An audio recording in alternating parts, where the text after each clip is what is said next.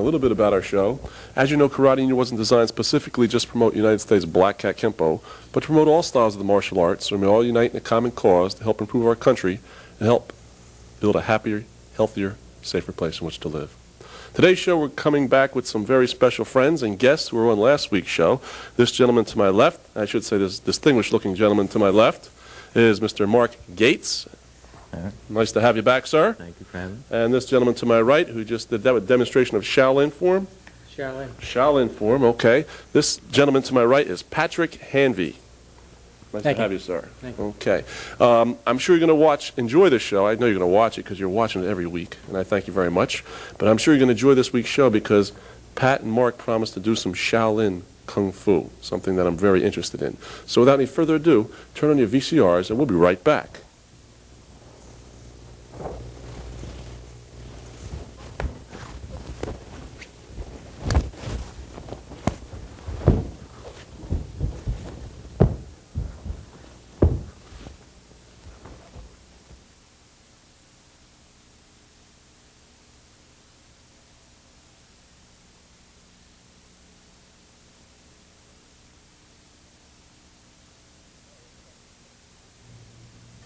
Hi, welcome back to Karate U. I'm here with my friend Pat and Mark, and we're going to be showing you some Kung Fu on today's show. And before we went out of that last segment there, you were doing, what was that you were doing? That form is called Liam Bu, which is continuous walking step, which is a form that's taught today in the Chinese Nationalist Army. Okay.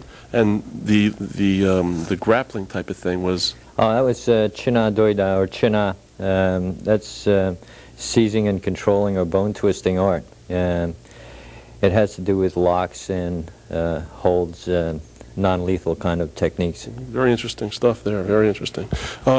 Today's show we're going to be covering, I believe, Shaolin, a segment of Shaolin. Yes, Shaolin. And what was the other? Bakwa. Bakwa, okay. Now tell me a little bit about Shaolin if you would. Shaolin is an external form. Unlike what we did last week, the internal styles stresses more muscle, more strength than the internal styles do. Okay, and the other? Bakwa is an internal system again, and its main feature is a circling motion. It uses a circle and it circles within itself. Okay. Now, all of these movements here, origin is from China? Yes. Yes. Okay. All right, well, let's give you some room here and on with the show.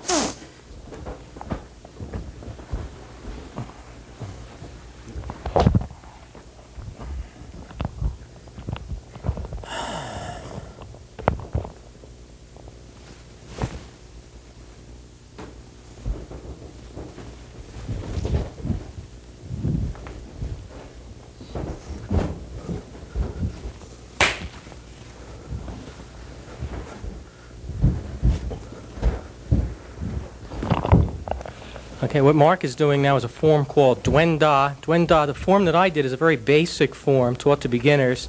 This form is an intermediate form which links together the basic movements and some of the advanced movements together into an intermediate form. Okay, now this particular system seems to be a little bit stronger. Yes, Shaolin is much more energetic, much more gymnastic. It's very similar to what you might see the Chinese do and call wushu. Wushu is a beautiful form, beautiful. Now this particular form he's doing also, I believe, is a lot of, what'd you say, gymnastics involved? Yes, the leaping, the double kicks, things like that lean themselves more towards the gymnastic movements, but we try to keep them all within the martial context. Okay. I seem to notice that a lot of the movements that you do in the Chinese forms limited with kicking. Well, we like to think our style has a good combination of hands and feet technique. Most of our kicks and most of our styles are low kicks. Tai Chi might kick to the waist, is about the highest. It goes to the knees. Bakwa usually to the ankles. Xingyi usually to the shins. And Shaolin is the only one that we would ever kick high enough to kick someone in the head. Okay, now different styles, I guess, came from different regions of China? Yes, most of our styles are from northern China. Okay, now northern China would be more densely populated than southern China? No. Or just the opposite, possibly? Yeah. All right. The reason I'm saying this is because I'm under the belief, as far as Kung Fu, naturally I don't have the background you gentlemen have, but you could determine if say, where the area would be mostly popular, there would be more hand techniques involved. Where there would be less population, there would be more foot technique involved. Is that correct, or is that... No. In the north, there are much more flashier, higher foot techniques because the people are taller. The bigger people. I see. Manchurian, they have the Manchurian blood in them. Okay. Southern schools usually have a predominance of hand techniques, okay? Their legs aren't as long, they're shorter. So they rely more on hands. Yeah. Okay. All right, now that was a Shaolin form. That was, yeah, Duenda. Okay. Now most people probably identify more with Shaolin because of the fact you're like me too. Most of the movies that you see are evolving, or the nucleus is Shaolin monks or what have you. Yeah. Okay. There are over 600 styles that claim to have the origin back to the Shaolin temples. Okay. Now the Shaolin primarily, its origin is in fact from a religious That's right, they're belief. Buddhist monks. That's right. And that was the style that they studied. Right. Now, go ahead. I'm sorry. Okay. The style originated because Buddhists aren't allowed to carry bladed weapons. So when monks traveled, they had to have a way to defend themselves. Also, it was used as a physical exercise for the monks, okay, because they spent years and years in study, sitting down, doing meditations. They needed some kind of exercise. Now, under let's say, the Shaolin system, there's various different forms of Kung Fu, like they might have a dragon form or a monkey form. I'm just, I'm trying for the people at home that might have a question, because if you remember that movie, the show that used to be on Kung Fu with David Carradine, there was various different styles of Kung Fu that they were learning, I believe. Is that correct? Yeah. And there was a master for each particular animal or style. So the traditional way to learn was to go to a master, to go into his chamber or his area in the garden and learn his particular style, like white crane. And only when you have mastered that would you go on to the next master and learn his monkey style, and then go on to the next master and learn his dragon style. And eventually your style became a composite of all these different styles. I see. So, but it all went under the Shaolin form. Yeah, there were some primarily. 177 forms, I believe, within a Shaolin school. So probably pretty much tough to do it in a lifetime, I'm sure. Yeah, yeah. Okay. All right. What are you going to do for us next? Shaolin broadsword. Okay. You see how the Shaolin broadsword differs quite a bit from Tai Chi broadsword. And I hope you can duck real quick. Well, let me see. I happen to be tall, too. That reminds me.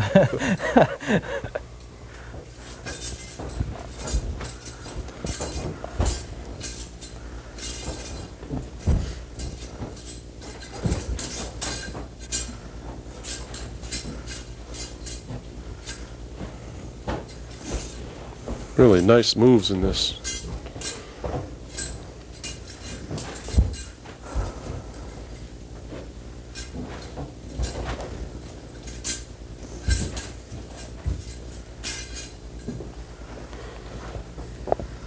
Very nice, Pat. How many different forms are there with the broadsword in that particular, in Shaolin? In the Shaolin that we teach, this is the only broadsword form. There must be at least, I would say, 10 or 15 different forms that are used with the broadsword, double broadsword, butterfly knives used like a broadsword. Right.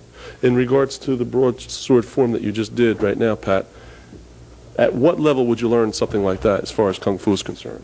It's usually at an advanced or intermediate level. That particular form is a composite form that our master taught us. He took the best, he knew hundreds of forms with the broadsword, and he took the best of what he thought engulfed Shaolin Kung Fu with the broadsword and taught us that form. And your instructor, I guess his training was in China? His father was a Shaolin master, so he learned from... Shaolin master meaning monk? No, just the Shaolin master. Just the Shaolin master, okay. Yeah. And from master of Shaolin. We were speaking before, and you told me that in regards to a lot of Kung Fu, it's usually handed down through generation to generation, correct? Right. Yes. All right. Now, how did you gentlemen, I know that you studied with this gentleman, but how'd you go about, seeking out this particular man, and how'd you find out about him? We're really lucky. We paid our dues by finding out about somebody who had studied with Peter, who was at the time a third-degree black belt. And we went up to Clifton and studied with this person, Gary Torres, and studied in his garage for a couple of years until we got to the level of black belt.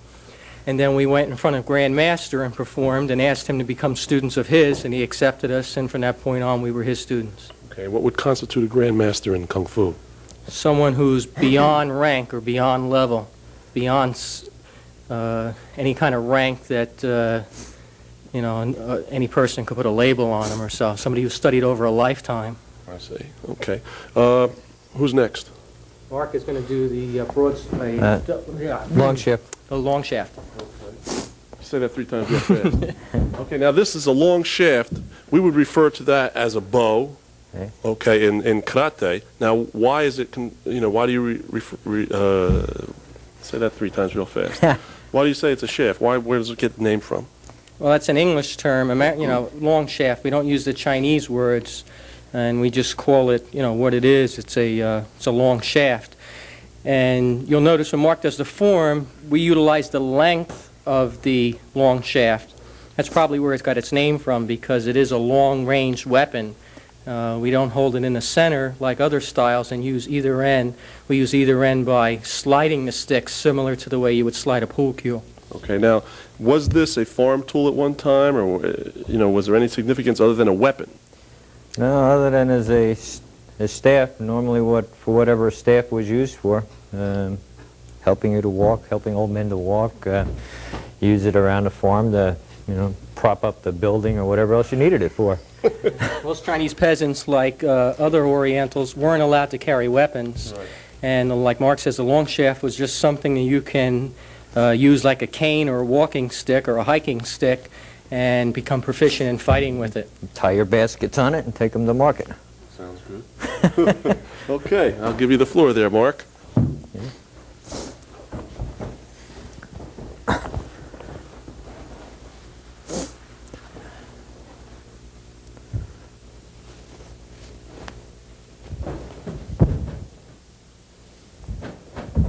Again, you can see the gymnastic overtones in the Shaolin.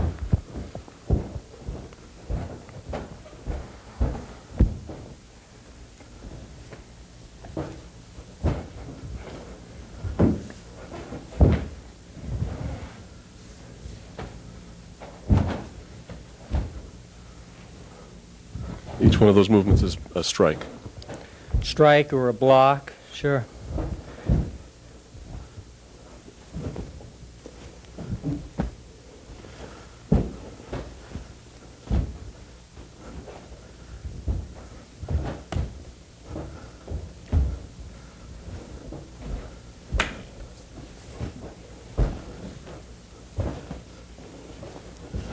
We do have a two-man form with this, but we can't possibly show everything in 1 or 2 shows. We'll get you on a third one. How's that? Sounds great. Now, these form he's doing, is this modified at all because of the restriction of the space we have? Yes, exactly. This form usually takes an area that's at least 3 times bigger than the stage here. I see. That was a close one. I felt the wind with that one.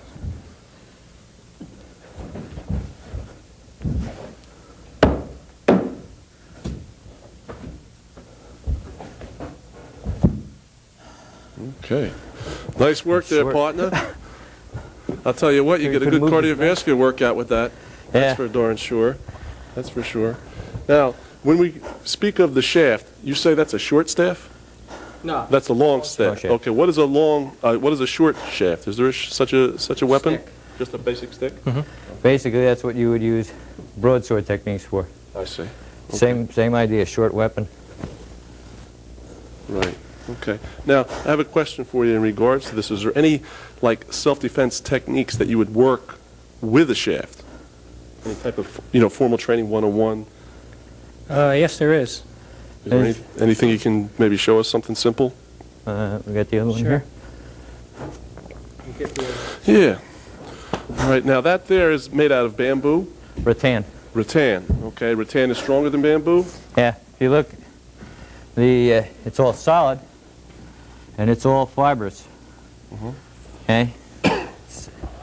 This one has got a little bit of weight to it. Oh, yeah, I But didn't realize usually- how heavy they were. Usually rattan is a little bit lighter. Okay. Just a couple of things for my curiosity. Okay?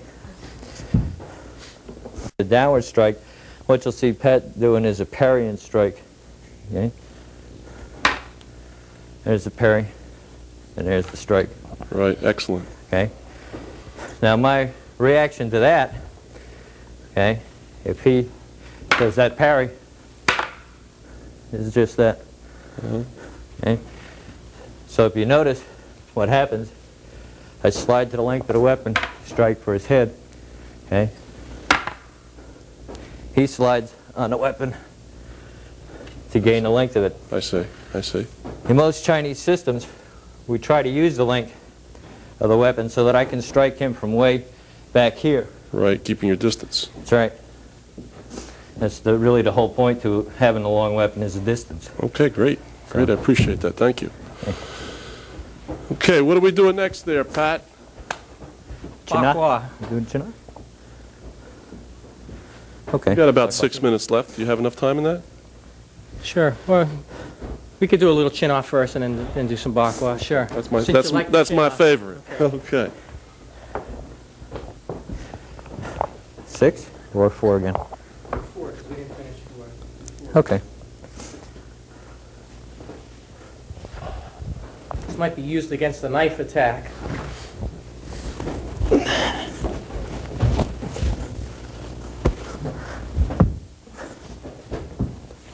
Very interesting.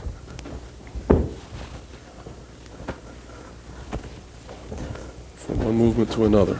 Continuous flow.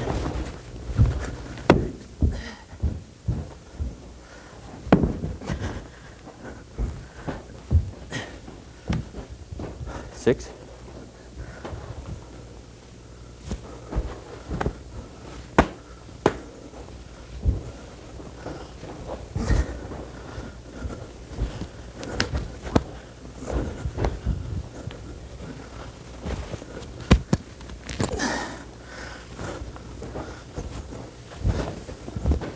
Very nice technique.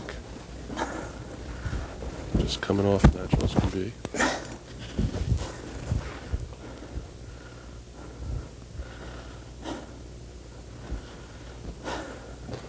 So you can see in the chin off where this ties up this arm. I've got it squeezed in here. There's nothing he can do with it. I knock him off balance, and then I go for the chokehold. If he doesn't do something soon, he's out. All right. These are very interesting, these little frogs here. I got a question for you. Yeah. In pertaining to this uniform, the idea for everything to be isolated within yourself, is there any significance there? Why you wear a uniform like that as opposed to something like a gi? Again, this is really a basic representation of a peasant's coat. Okay. Okay? And your coat at home, you want it to button all the way up to the collar in the wintertime. Okay. The reason I asked was when the demonstration that you just gave, if you could just step back a little bit, Mark. Right over there. The demonstration you just gave, there was so much working within close confinement there. I thought maybe that the uniform was designed specifically for that particular style. Well, it does help. Yeah, I'm sure. I'm sure. What would you like to do next for us? I'd like to do just a little bit of bakwa with the time that we have left. Got it. Okay. You've got a deadline, about 4 minutes, and you're all set, my friend. Okay. Mark is just going to demonstrate a couple of the palm changes, and I'm going to do a little bit of continuous form, and then if we have time, we'll just show you a little bit of application. Bakwa is the second most popular internal style next to Tai Chi. It's not seen that often in this country. We train on a circle. We learn to walk in a circle. We do circles within circles. This is called single palm change. All he's doing is changing his palms, changing his hands, and changing his direction. It's interesting about this style, traditionally it was taught the student walked on the lip of a big earthen jar filled with water or sand. And as he got better each day, the master would take out a teaspoon of sand or water until after 10 years of walking the circle, the student could jump up and walk and keep his balance up on the lip of a big empty jar. The masters in Bakwa were the ones who could supposedly walk in sand and snow and leave no footprints, like walking on the rice paper in the Kung Fu series. That's quite interesting. Now, this whole particular form that he's doing right now, I guess he's circling an adversary, an attacker, or what? Well, usually your opponent, your front toes usually point towards your opponent no matter what system you're in. So his concentration and focus is in the center, but just as a training aid, his opponent is usually in front of him. What you see is him change direction. Most Kung Fu styles fight multiple opponents. So when you see him change direction, it's because he's fighting two people or more at the same time. Well, not at the same time. Everything doesn't have the same time, but in rapid succession, he's defending himself and countering against different opponents. How many forms would there be in this particular system that would be going in the circle? There's 8 different palm changes, and then there's just one continuous form. In the Bakwa, traditionally it was taught, had no weapons. Are there any strikes in this? Yes, we strike with the open palm. We don't use any fist. Where some styles are called like Tai Chi Chuan, Xing Yi Chuan, Shaolin Chuan. This one is usually referred to as Bakwa Chang, because sometimes Chuan literally translates into fist, and there are no fists in this form at all.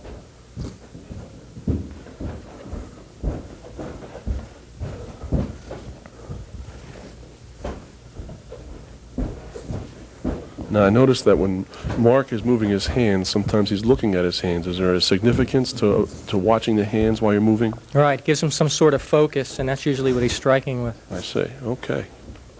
That was quite interesting. I think you did about 3 miles there, champ. Okay, what would you like to do next? Just some continuous from the Bakwa.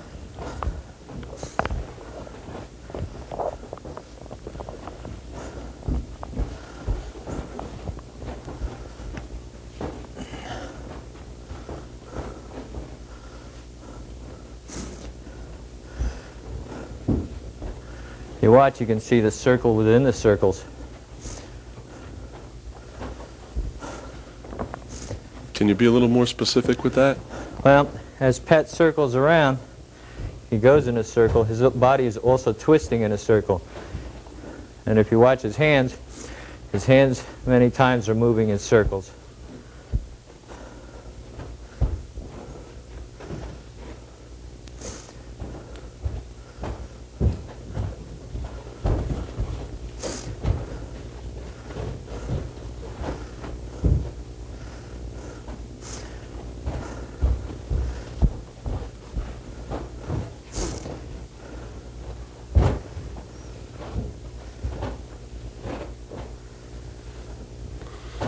Now, with a lot of the hand techniques that he's doing, I notice his fingers are separated. Is there any reason for that, as opposed to closing the fists, closing the fingers closer together? This is the Bakwa palm, and the reason the fingers are spread like that is it makes a broader striking surface. It's like hitting with the flat of a 2x6 instead of hitting with the narrow edge of a 2x4. Oh, that's good. Very good. That was nice. That was nice. Now, the whole thing is to, how do you, each one of those steps that you're taking around the outside perimeter here of this jar is supposed to be, is there anything particular as far as that's, I got it. We're doing that. Yeah, I got that, guys. I get a little dizzy sometimes when I do that, We don't have too much more time. Can we kind of close out with a little bit of something with that sword again? Sure. Who wants to be the lucky man? Eeny, meeny, miny, mo. You mean money, Mo? Okay. I'll use the sword if Mark stands here and lets me hit him.